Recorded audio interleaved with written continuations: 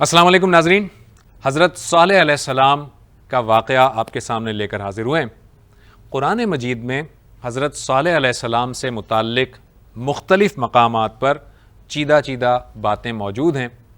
اگر ہم ان سب کو ایک ساتھ یکجا کر لیں اور ملا لیں تو ایک بڑا طویل تفصیل واقعہ بنتا ہے، اور وہ تفصیلی واقعہ جب ہم آپ کے سامنے مختصراً انداز میں رکھتے ہیں تو وہ کچھ یوں ہے کہ حضرت صالح علیہ السلام کے بارے میں قرآن مجید نے ہمیں بتایا وَإِلَىٰ ثَمُودَ أَخَاهُمْ صَالِحًا، کہ ہم نے قوم سمود کی جانب ان کے بھائی صالح کو بھیجا۔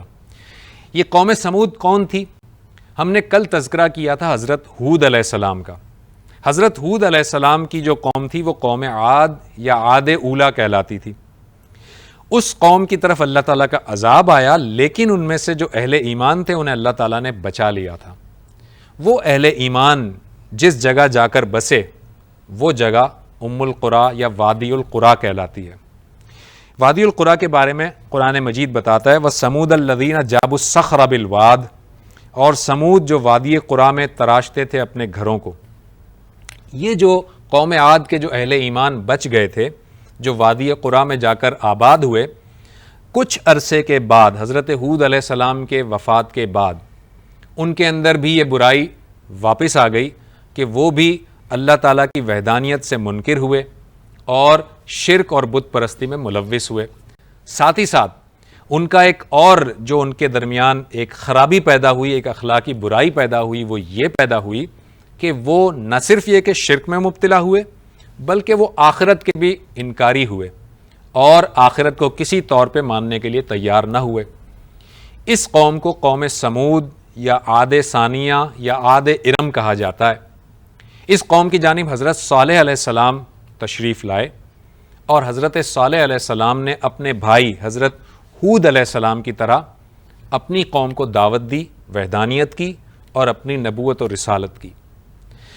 ان کی قوم یعنی کہ قوم سمود قوم عاد ہی کی طرح ان کو جھٹلانے لگی، ان کی بات سے انکاری ہوئی، اور نہ صرف انکاری ہوئی بلکہ ان پر طرح طرح کے الزامات بھی عائد کیے گئے۔ ایک بہت بڑا الزام جو حضرت صالح علیہ السلام پر ان کی قوم نے عائد کیا، جو قرآن مجید ہمیں بتاتا ہے، وہ یہ کہ حضرت صالح علیہ السلام کو وہ کہنے لگے کہ آپ تو ہماری طرح کے انسان ہیں، ہماری طرح چلتے پھرتے ہیں، ہماری طرح بازاروں میں ہوتے ہیں، آپ پیغمبر کیسے ہو سکتے ہیں؟ اللہ تعالیٰ کو اگر پیغمبر بھیجنا ہوتا تو وہ کسی فرشتے کو بھیجتا، انسان کو پیغمبر بنانے کی کیا ضرورت ہے؟ حضرت صالح علیہ السلام نے انہیں جواب دیا کہ میں تمہاری طرح انسان ہوں، لیکن مجھ پر اللہ تعالیٰ کی وحی نازل ہوتی ہے اور میں اللہ تعالیٰ کا ہی پیغام لے کر آیا ہوں۔ وہ قوم بہت زیادہ سرکش تھی، اور اس قوم نے جب حضرت صالح علیہ السلام کی اس دعوت کو دیکھا کہ وہ دعوت دینے سے باز نہیں آ رہے بلکہ وہ مسلسل دعوت دیے جا رہے ہیں، تو ان کی قوم نے اپنے تئیں یہ فیصلہ کیا کہ چلو حضرت صالح علیہ السلام کو آزمایا جائے۔ لہٰذا انہوں نے حضرت صالح علیہ السلام سے ایک مطالبہ کیا کہ اگر آپ اللہ کے سچے نبی ہیں تو ابھی ہمارے سامنے یہ جو فلاں پہاڑ ہے، اس پہاڑ کو اشارہ کیجئے، یہ پہاڑ بیچ میں سے ٹوٹے، بیچ میں سے کریک ہو، اور اس میں سے ایک اونٹنی نکل کر آئے، اور وہ اونٹنی بھی حاملہ اونٹنی ہو، اور وہ باہر نکل کر ہمارے سامنے ایک بچے کو جنم دے۔ حضرت صالح علیہ السلام نے ان سے فرمایا کہ دیکھو، معجزے کو طلب کرنا ایک بہت بڑی بات ہے۔ اگر یہ معجزہ اللہ تعالیٰ نے تمہارے مطالبے پر تمہیں دکھا دیا اور اس کے بعد تم ایمان نہ لائے تو اللہ تعالیٰ کا عذاب اس قوم پر آ کر رہے گا۔ وہ قوم نہیں مانی اور اپنی اس مطالبے پر، اپنی اس بات پر اڑی رہی۔ حضرت صالح علیہ السلام نے اللہ تعالیٰ سے دعا کی، اور اللہ تعالیٰ کے حکم سے آپ نے ایک پہاڑی کی طرف اشارہ کیا۔ وہ پہاڑ بیچ میں سے دو ٹکڑے ہوا، اور اس میں ان کے ہی سامنے، ان لوگوں کے سامنے سے ایک اونٹنی برآمد ہوئی، اور اس اونٹنی کو اللہ تعالیٰ نے قرآن مجید میں ناقۃ اللہ کہا ہے، یعنی اللہ کی اونٹنی، کیونکہ اللہ تعالیٰ کے اس معجزے، اللہ تعالیٰ نے جو معجزہ دکھایا تھا اس کی وہ نشانی تھی۔ وہ اونٹنی آئی اور اس نے اس بچے کو جنم بھی دیا۔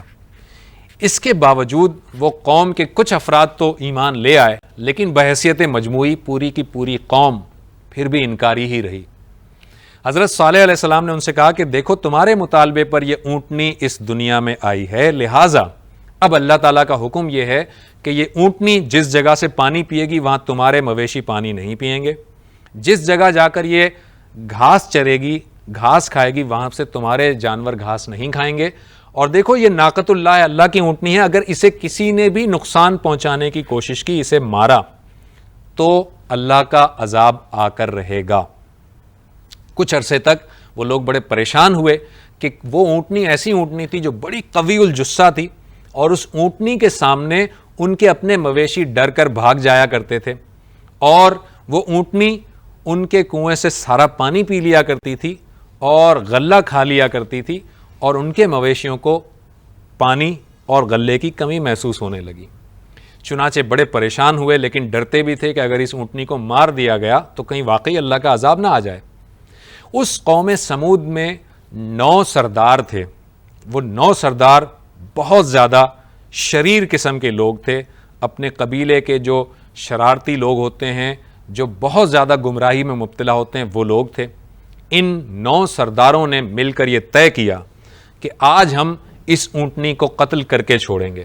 لہٰذا ان 9 سرداروں نے مل کر ایک پلان بنایا، اور اس پلان کے تحت انہوں نے حضرت صالح علیہ السلام کی وہ اونٹنی جو کہ اللہ کے حکم سے اس پہاڑ میں سے برآمد ہوئی تھی، جس کو اللہ تعالیٰ نے اپنی اونٹنی قرار دیا تھا، یعنی اللہ تعالیٰ نے اسے ناقۃ اللہ کہا تھا، اس اونٹنی کو ان لوگوں نے، ان 9 سرداروں نے مار دیا، اسے قتل کر دیا۔ حضرت صالح علیہ السلام تک جب یہ رپورٹ پہنچی تو آپ نے فرمایا کہ تم نے یہ جو کام کیا ہے، لہٰذا اب تمہیں میں 3 دن کی مہلت دیتا ہوں، اور 3 دن کے اندر اندر تمہارے اوپر اللہ تعالیٰ کا عذاب نازل ہو کر رہے گا۔ اس قوم پہ جو عذاب نازل ہوا، وہ عذاب ایک چیخ کی صورت میں، ایک صاعقہ کی صورت میں اس قوم پر نازل ہوا۔ بہت ہی سخت قسم کا عذاب تھا، اور وہ قوم اس پوری کے پورے صاعقہ سے، یا پوری کی پوری یہ جو چیخ ہے، اس سے وہ قوم متاثر ہوئی، اور اس کے سارے جو نافرمان افراد تھے وہ مارے گئے۔ اہل ایمان کو اللہ تعالیٰ نے حسب سابق بچا لیا۔ کیسے عالیشان لوگ تھے کہ جو پہاڑوں پر اپنے گھروں کو تعمیر کیا کرتے تھے، لیکن آج ان کا نام و نشان بھی موجود نہیں ہے۔ یہ وہ مقامات ہیں جہاں پر آج بھی وہ کھنڈرات موجود ہیں، اور حضرت صالح علیہ السلام کی جو قبر مبارک ہے، بعض روایات کے مطابق وہ جارڈن میں، اور بعض روایات کے مطابق عمان میں موجود ہے۔ حضرت صالح علیہ السلام کی وہ جو اونٹنی تھی، اس کے نشانات بھی ایک پتھر پر ہمیں ملتے ہیں۔ کل تک کے لیے زبیر احمد کو اجازت دیجیے۔ اللہ حافظ۔